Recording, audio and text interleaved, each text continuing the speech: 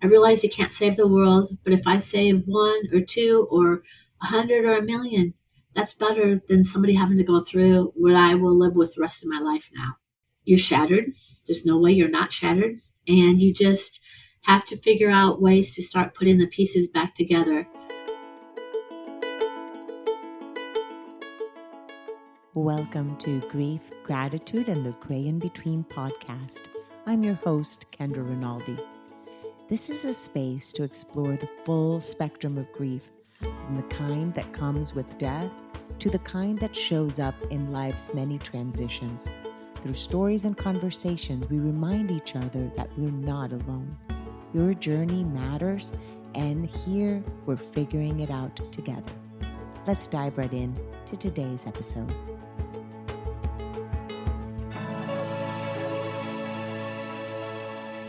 Let's start with a quick disclaimer. This podcast includes personal stories and perspectives on topics like grief, health, and mental wellness.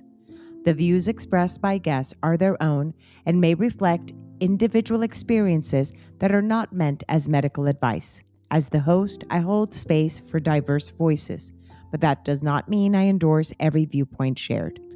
Please listen with care and take what resonates with you. Thank you for joining us today. Today I'm chatting with Kathy Mullen. She is the founder of Mullen's Miracles, where she helps families and individuals navigating suicide prevention, intervention, and postvention with practical tools and hope-driven support. We will be chatting and learning about her story and her son, Eric, and their journey. So welcome, Kathy. Thank you, Kendra. I'm really excited to be here. So thank you for taking this opportunity with me. Thank you for coming and sharing, because we all have choices when things happen. And a lot of times we forget that in our grief, we do have a choice on how we move forward with it. And you've made a choice as to how you carry Eric's legacy with this choice of even creating Mullen's Miracles. So thank you for being here and sharing your journey. So let's learn about you. Tell us about your family, how you guys grew up, Eric, and any other family members. All right. Thank you. Eric was a really cool kid, really cool kid. Of course, I'm partial being a mom. But he was a lot of fun. He had a lot of energy, liked wrestling, was great with connections with friends, things of that nature. But from my family standpoint, I grew up with a brother and a sister, and we lost my brother at a younger age, and my parents. And so I actually was very blessed to have my parents into their 90s. So that's pretty much a miracle, I think, too. And Eric was very well loved by everyone, and my parents especially. We had gotten divorced from his dad in 2020. No, 20, gosh, I can't remember. Somewhere along the line, anyway. We got divorced when Eric was 8, but we remained friends and we co-parented very well. And so my parents and I and Eric did a lot of things together. We went on a lot of vacations, and all our family get-togethers with my sister and her kids and things like that. We always went wherever we needed to and just had a lot of fun. So and family was very important to us, all of us. So that was I really had a great childhood growing up, and family situation and family support system and all of that. And my parents just loved Eric dearly. They had 2 older nephews, but they were like 10 years old and 12 years old when Eric was born. So it was nice to have this little caboose come along, and and they would take him to museums and things like that. So it was just, they were very good with him as grandparents as well. So I was very fortunate to have the relationships and the closeness that we all shared. I love that you shared about your parents, because, as you said, being divorced, then your parents also became part of this unit of upbringing. Absolutely. As well, with Eric and such. So a happy childhood, family unit. You guys growing up, and you're living in Georgia at that time as well when he was growing up? Actually, Eric I was born and raised in Iowa and lived in Iowa until 2015. So I've only been in Georgia 10 years. So Eric was still in Iowa when we lost him, and so I was back and forth. But we'll get into that story in a minute. Well, yeah. If you want me to go ahead, go ahead. Yes, go ahead. Share it. All right. So I had moved to Atlanta in 2015. And of course, Eric and I were very close and went back and forth between Georgia, and he loved to come down here and have adventures down here as well. And so I would go back and forth to Iowa. Well, in July of 2017, on a Tuesday, Eric closed on his first house, and he was really excited. He was 25 years old and saved his money and was an electrician, saved his money, and was able to purchase his first home. So on Thursday, 2 days later, he went to his dad's house to start moving his things out of his dad's house. And his dad had a massive heart attack. And Eric did the right thing at the time, which was save him by giving him CPR. The problem was it was a really massive heart attack, and they airlifted him to University of Iowa hospitals in Iowa. And we were there with him for 18 days before Eric had to make the decision to take him off life support. So he really had struggled beyond what we could help him with why did I save my dad and then my dad's not here? Is my dad ever going to see my house? Well, unfortunately, Larry was on 15 machines for the 18 days that he was at University of Iowa hospitals, and it took that long for Eric to come to terms with. He had to be the one to turn him off. I was executor for the state, but not for the medical. Really tough. And even at that time, I think I was, in my mid 50s at the time, and it was hard for me, and we'd been divorced for 17 years. I can't imagine, being in the situation where he saved his dad and then had to turn off the life support. So that was a difficult scenario, as you can imagine, and having coping skills for that. And Eric, we still went back and forth between Georgia and Iowa. And I kept talking to him about getting some help. And he was like, "Oh, I'm okay, Mom. I'm okay." And I'm like, "Okay." I was going to help get therapy, and he knew it. But he kept, guys, and he was 20, 25, almost 26. I couldn't make him do anything he didn't want to do. He was over 18. I didn't have that ability to help say, look, I could do what I could do, but I couldn't force him. So we got to a point where he did have one attempt in May of the following year after his dad had passed. And I said, "You have to come to Georgia now. It's not an option. We're going to figure out what to do with your house and all of that. But this is just not working, and you're not well. And I need to be able to be around you and able to help you more than what I can." And as we learned, once you start dealing with suicide, it's really difficult because there's a lot of resources, but they're not necessarily individualized or the resources you need specifically for your situation. So that was difficult because I didn't really know anything about suicide. And I tried to learn, even with the hospital wasn't very helpful with initial information. So we did what we could, brought him down to Georgia. I put him through a program to try to help him because he started using alcohol and drugs too much to cover his pain. And we finally got through that. He had to go back to Iowa one more time to sell his dad's truck and his tools and a project car they'd worked on. And he didn't come home. So he was in Iowa when he took his life. And it was just 14 months after we'd lost his dad.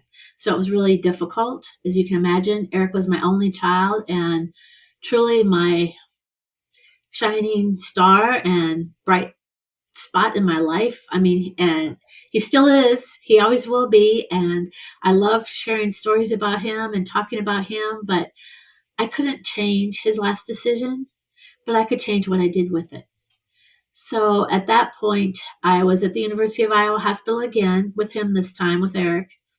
And as I sat by his bed, I knew, like I said, I couldn't change his story, but I had to change my story and how I dealt with it so other people didn't lose their Eric.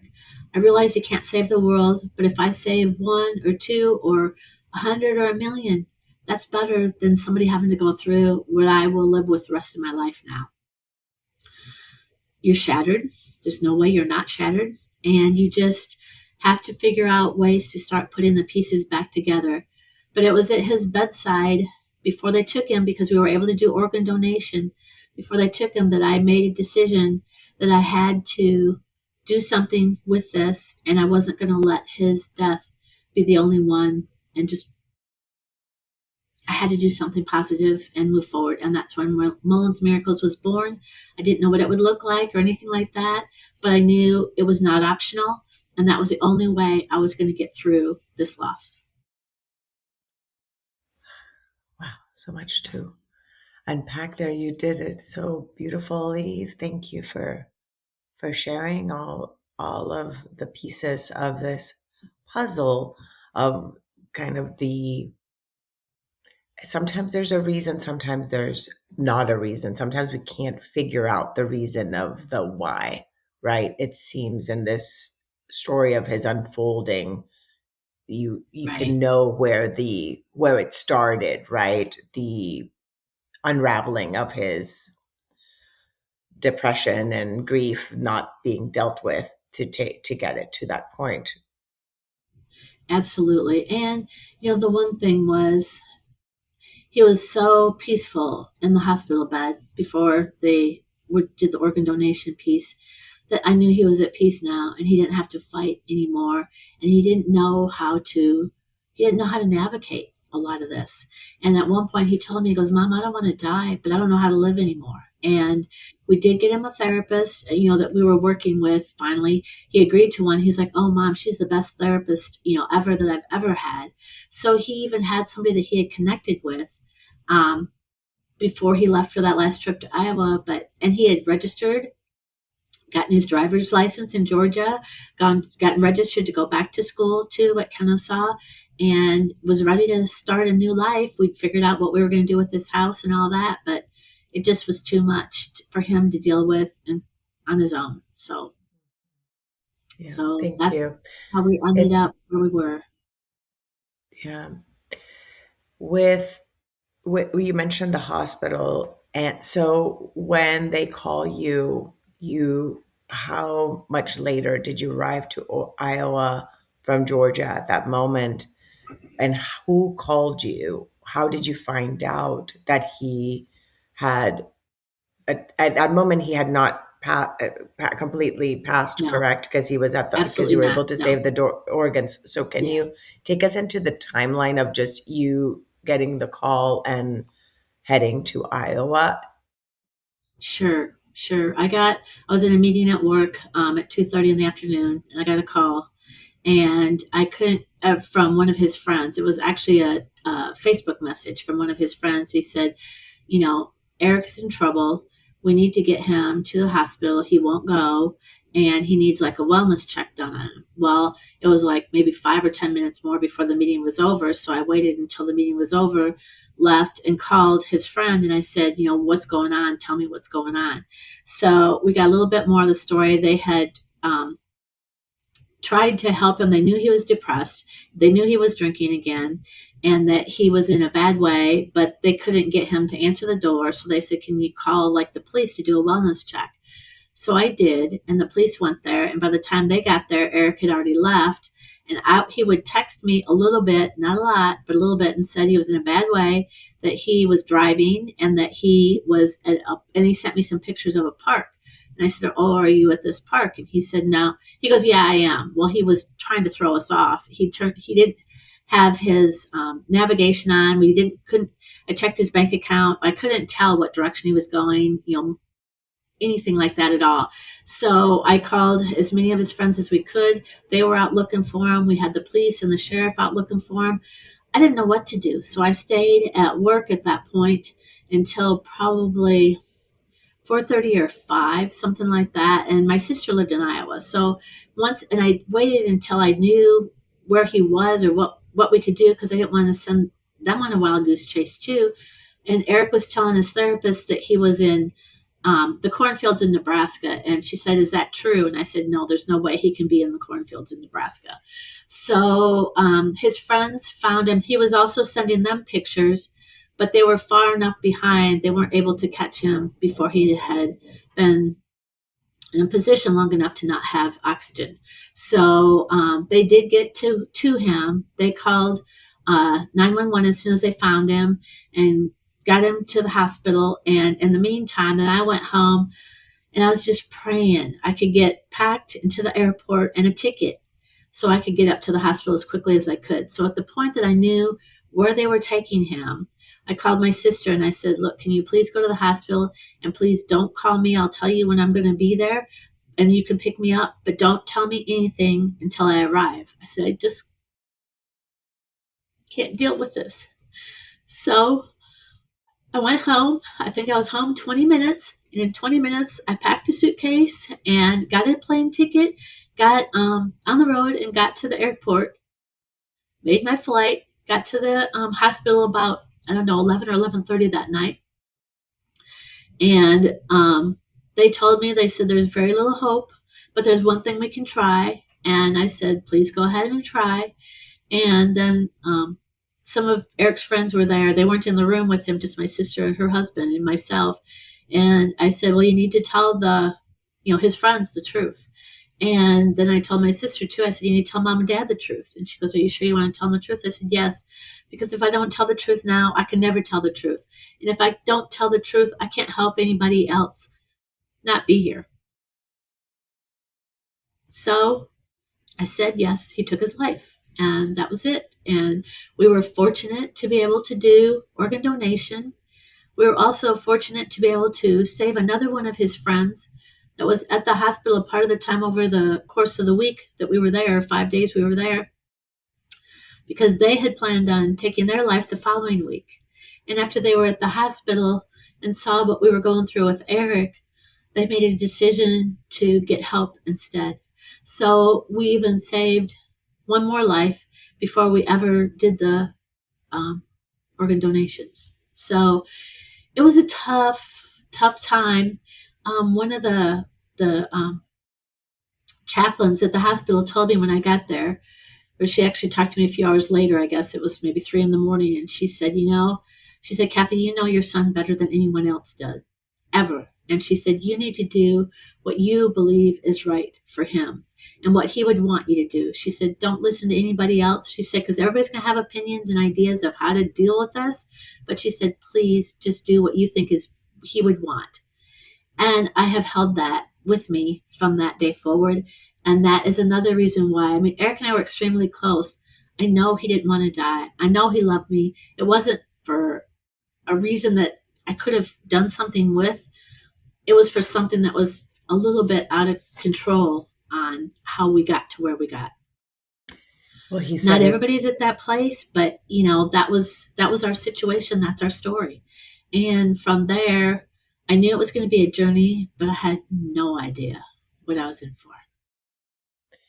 Well, you said it yourself of what he said of, it's not that I don't want to die. I just do not know how to live. It's a very different, yes, very different situation. It's not that, and maybe that is what I don't know. I've talked to over 200 people on the podcast. A lot have been death by suicide. And in general, I would say that is the sentiment. It's not the death itself that's calling. It's the inability of knowing how to live, having the tools to navigate all these emotions that show up in people, that either by situations or mental health, whatever it may be, or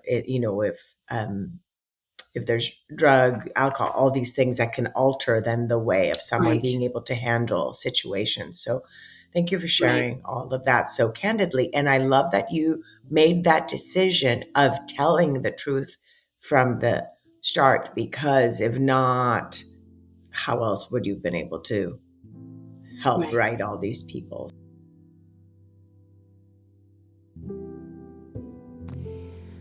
Hi, I just had to come on and just kind of interrupt right now. This episode that you're hearing. Thank you so much. I'm so grateful that you guys are listening to this conversation. And every single time I hear a guest, there's something new that I learn and something else that ends up showing up within me that I realize I still have to work on.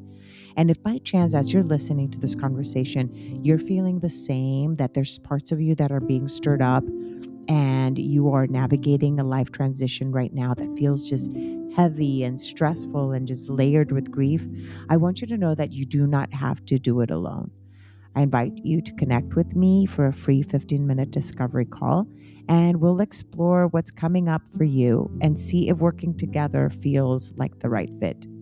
Just check the show notes below for my email and reach out for details. I'd really love to support you in integrating these transitions with more ease and clarity. Can't wait to hear back from you. Okay, let's keep on listening to the episode. Kathy, as you were navigating your grief, you had mentioned early on when we were just talking, you said your brother died when you were, so how old were you when your brother died?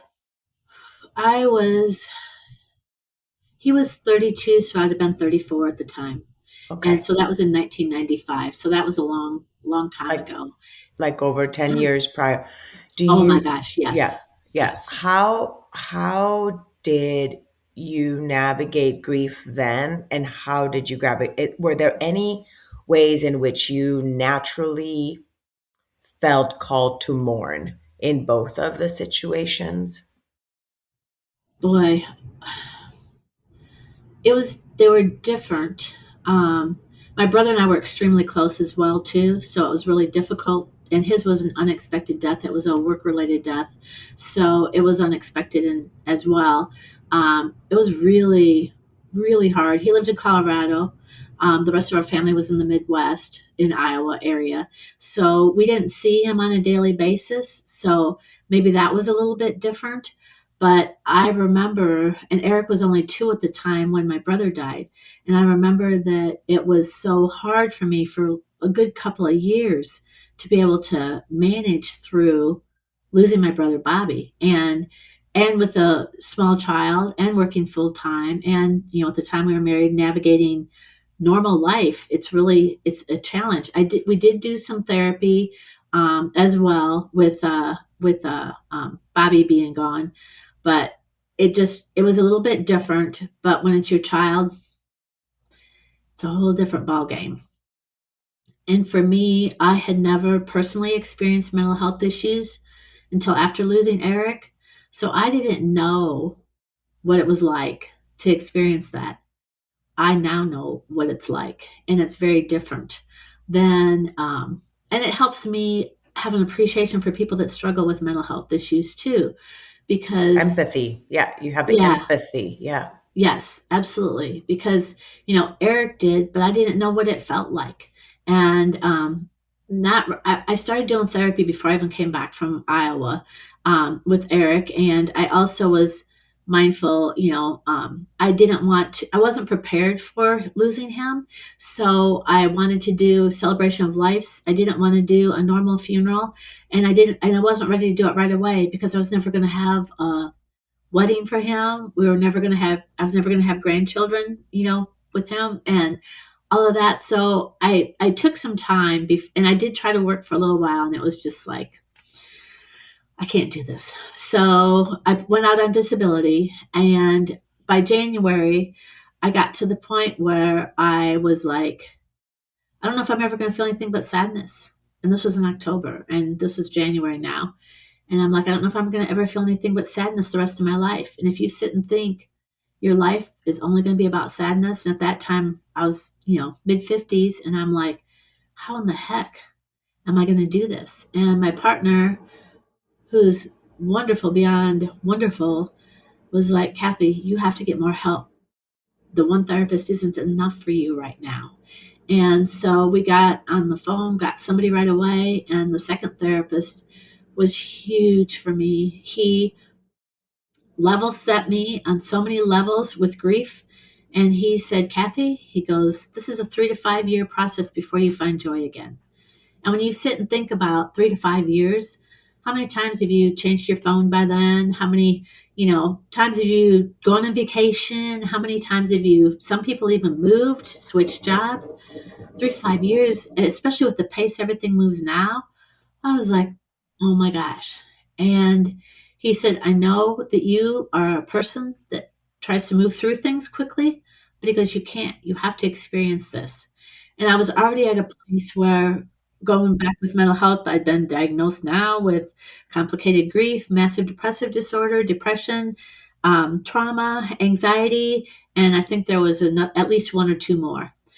And he also told me, he said, Kathy, he goes, you can go on medication, but he goes, medication isn't going to solve the problem. You still have to go through the grief. And in reality, my son had gone on medication, and I don't think that that was to his benefit in the long run. And most of the medications for all this have suicidal tendencies with them. So I told Mark, I said, okay, I'm just going to go through it. I said, I'm not going on medication.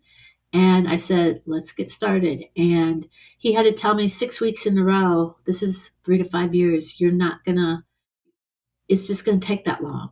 And he was very good because he stepped me through the different phases of grief and would say, okay, maybe in another week or two, you'll be at this place, which will be, different from where you've been. And he goes, at some point, you're going to look back and wish you could experience this really grief that's the deepest grief ever. Because he said, it's kind of like with your grief with gratitude.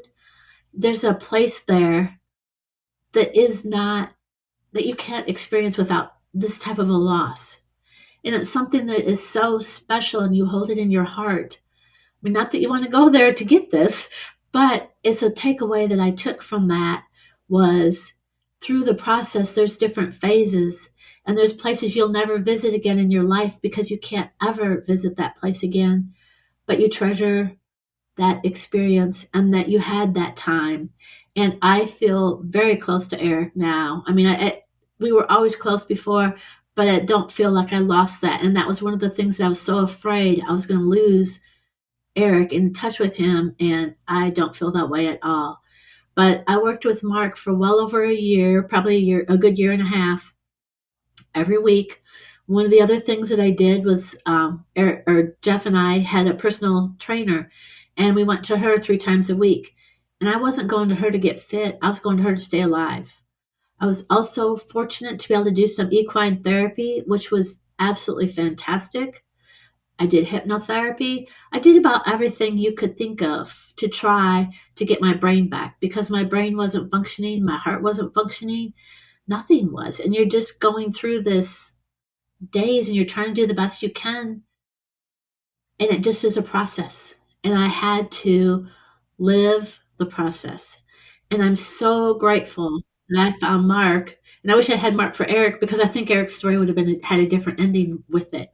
But I'm so grateful to have had Mark that could do that with me, because if you don't have that right person, you can have 10 people, but it's not going to matter. You have to have that connection.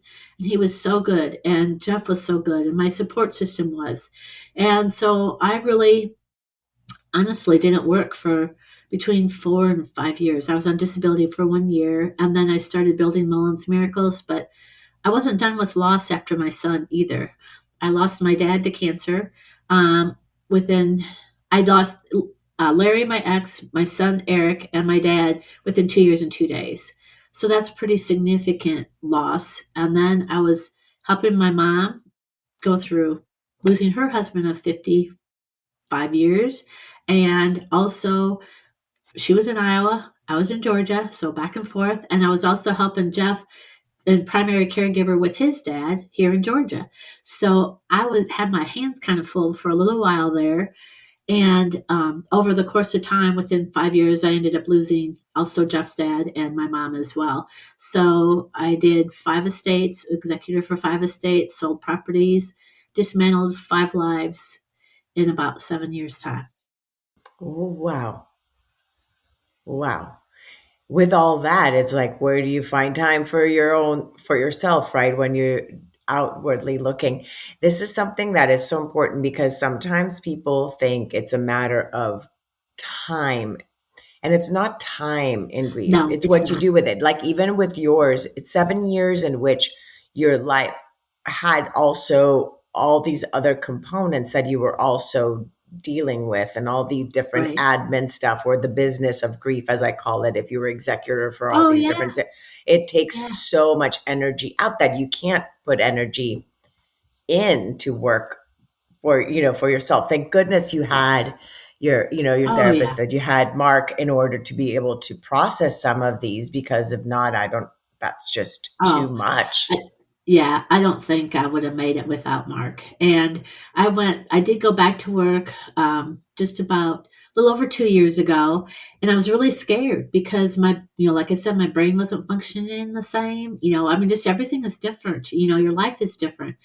But in some ways, and again, another grief gratitude, I don't get as stressed out about some things I used to get more stressed out about, because it's like, I've gone through the worst of the worst. There's really nothing that can happen that's worse than what I've already gone through, pretty much, And outside of you've maybe already losing come stuff. through. Yeah. And you've come Yeah, through. It doesn't mean that it's over, but you've been able to, you're like, I no. would have not think right now that I'd be where that I could have, this happened to, 2018 is when he Yes. died, right? So 2018. And then now in 2018, you would have not thought that you would have Oh, a nonprofit organization, all these things, helping all these people, being who you are now, being on a podcast, talking about it. That would have, absolutely. right? It would not even crossed your mind that that's even a Oh, no. possibility, right? No, Yes. no, no. And so I'd like to share a little bit, if we still have some time, I'd like Yes, to we share a do. little bit about Mullen's Miracles and what we have done with that. Yes, I want to, Obvious, that's where we're going to take it now. So yes, please go okay, ahead. perfect. It's been a slow process, but I feel like I have a really very solid foundation underneath it, and I'm really happy with where we're at. I would love to have enough funding to get to the point where that is my full-time job, but I'm not there yet. But I do feel like I will get there. I know I will. I mean, it's just in my heart. I just know this is what I'm to do in life, and my soul feels better because of it. Everything does. And I will tell you real quick, my sign from Eric is always hearts. So I get hearts, and I have a folder on my phone where I keep all the different hearts that I get. And I've even had a heart in a piece of toast before. So I I love know it. he's not far away. Yes, I I know that love that. I there's was going to that. ask, yeah, I was going to ask Yeah, these parts of how you have felt him yeah, connected, because you feel yeah. that connection. So these signs, Oh, yeah, I'm reading the yeah. book Signs right now. Actually, I Oh, are was you? gifted. Yeah. Have you read it? I Have you read haven't, but that I'm going to book? have to. Now I'm going to Okay, have to, because I'll show that's you. how I Yeah. live.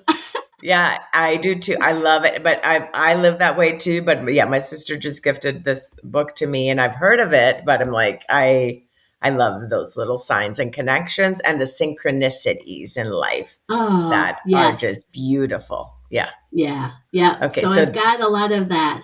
So back to Mullen's Miracles. So I thought about the things that I struggled with when I was going through this with Eric. So I came up with 6 pillars that we have on our website and in our community underneath the website. And the first one is for awareness and education, because let me tell you, you don't learn about suicide unless you need to, and you don't want to. But the more that people can be educated, with suicides continuing to go up, and every 11 minutes someone's lost, their life in the U.S. alone, and that impacts another 135, and you take that by 48,000 or plus a year, you're up into the 6 million are impacted a year by suicide. That's a lot. So that's why I'm so passionate, is because, and at first when I said I was going to save 1 million lives, I thought, 1 million, there's no way you can do that. But if you think about how many lives are taken in a year and the impact of that, I'm pretty darn sure I need to do more than that. But education awareness. So I've gotten certified in QPR training, which is similar to CPR, except it's for suicide prevention. It's question, persuade, and refer. And so those are the things. If you come right out and ask, are you suicidal? I need to help you? Is there something that we can do? And then you refer them to someone, uh, persuade them to get help, and then refer them to someone. And that's the most important piece, and everyone can do that. It's no different, like I said, than CPR training, really. And having the awareness and knowing what to do and how to do that is what's important. So that was my first pillar. And I have resources underneath that as well. And this is all on my community, my Mullen's Miracle community. The second pillar was for people that are in crisis themselves and struggling. Eric didn't know where to get some help. And even though he tried to get help, it wasn't the right help for him. So I have some additional resources under the in crisis one. Now, I've never myself been suicidal, so I can't really help with that one as much personally, but my goal is to have people on each of these pillars that can lead groups, private groups with each of these pillars, so that somebody that has the direct experience, because that will help and be knowledgeable. And it's just another place for people to go and another resource for people to have. My third pillar is for somebody trying to help somebody in crisis. So like for me, trying to help my son, what are some things that I could have done or should have done, or additional resources that I didn't have access to at the time? Of course, then you go through grief, and that's a big one. And then after that, I thought, you have to go on. In the end, you really have to go on. So my fifth pillar is we go on. And I also had a sixth one for organ donation, because I also know that because of Eric, more people have signed up for organ donation, and that helps other people too. So the more that we can do, no matter how we do it, it's part of what we should be doing in our journey, on this journey. So I have a community. It's a private community. It's not about likes. It's about sharing stories and reading other people's stories. And is the community on Facebook, or is it? Where is your community? It's under Mullen's Miracles website. So if you go to www.mullens, MULLENS, miracles, MIRACLES.org. There's join the community, and it's free of charge. You can go out and put stories out there. You can read stories. I also am getting to the point where it's a platform where I can put training out there as well, and additional things and events and programs and things like that. So I'm growing the platform, and that to me is like really important. Another piece, because community is so important when you're in a crisis situation. So another thing I've done that I thought, okay, this could help Eric too. We have an app, and it's called Mullen's Miracles Inner Circle, and it's on Apple and Android platforms. And you can go ahead and download it, and then you can have your circle of friends that you can invite, maybe 3 to 5 friends or family members, and you put your mood in as far as where you're at, and you can track your mood. You can also say what you're feeling. You can also reach out without having to call somebody and say, hey, I need a virtual hug, or I need to meet for coffee, or whatever it is. There's some different options there, but that gives you a way to navigate your moods. And I would love to be able to get that with insurance companies and let them have access to that too, to be able to help, so that we can save, again, more lives. So to me, there's just certain things that the more awareness we have, the better we can help others. So that's an important piece of things I do. The training is an important piece. Another piece that we have done, and this was a really big gift for me, was Jeff is a musician, and he was working with Gino Vanelli and Gino's brother, Ross Vanelli. And we were out to dinner one night with Ross, and I said, Ross, will you write me a song for Mullen's Miracles? And he really leaned into the project, and he said, tell me more. And he knew I'd lost Eric and all that, but he said, tell me more about this foundation. And so I told him, and together, the three of us, Ross wrote all the music, but it took us 3 years, and we have 11 songs, original songs, all related to this, and positivity around it. It's not heartbreaking. It's, to try to give you a better space in music to be able to help. And we also have videos. So we just released one video the end of October, the first one, and it's titled We Go On, because Ross wrote a song, We Go On, for me, and that one has over 1 million views already. So we'll be releasing the next video middle of January, and that one will be Live Like There's No Tomorrow, which is the name of the album. And I believe when we also release that, we're going to release the album on Spotify as well. Now, it's going to take a little bit longer to get all the videos out, but they are all completed. And I couldn't be more proud of that work. And it's something that I never in a million years could have dreamed that would also come out of such a significant loss and tragedy. And this, I just pinch myself and think, oh my gosh, everybody listens to music. That's universal across the world, not just in the US, but across the world. And with the videos, and so we can share that with others as well too. So that's I another love it. piece of our project. I love that. I did not know that piece of your project. So thank you for sharing with that. If And you how give can me, people see the videos? Are they on YouTube or are they also linked yes, on Mullen's Miracles? right now they're linked on Mullen's Miracles as Okay. well too, but you can also see them on YouTube. And after this, if you give me a address to send you a CD, I will also send you some CDs so that you have them as Oh, well. that's So wonderful. yeah, Thank you. And well, definitely if it's like the YouTube link, make sure to send it to me so that I can put it in the show notes so that yes, people I can go will. straight to it as well.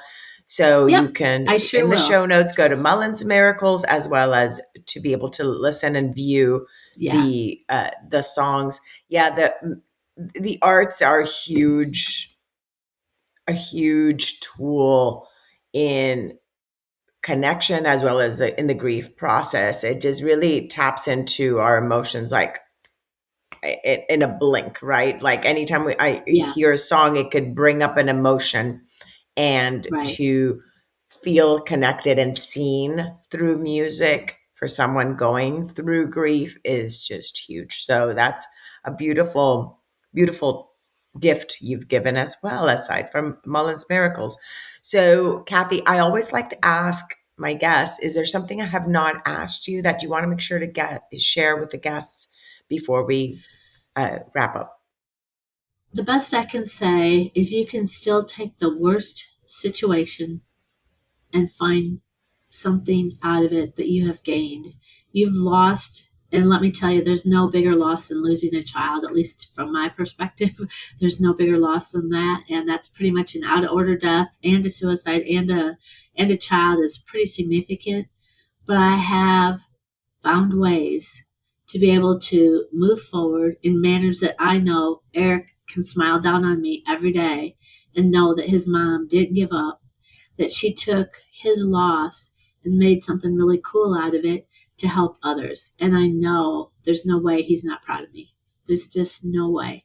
So you have to do the work. It's not easy, but hang in there. And I'm always here. I mean, I'm always here. You can always call or text or send me a message. We're all over social medias and the website, and you can always reach out and I'll do what I can to help you. I'm not a therapist. I don't have a medical background, but I sure have a lot of life experience with loss and moving on. And, you can do it. It's not easy, but you can definitely do it.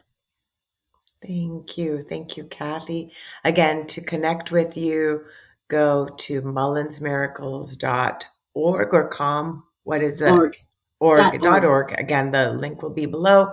On there, you can find the links also to all the social media connections as well on your website. Yes. And make sure to get in touch with Kathy if you are feeling that you want to find community, since there's community on that website as well. Kathy, thank you for sharing your story, Eric's story, You are welcome. and his legacy lives on with Mullen's Miracles and with you. So thank you again. Thank you so much, Kendra. It's just a real joy to be here today. So thank you very much. Thank you.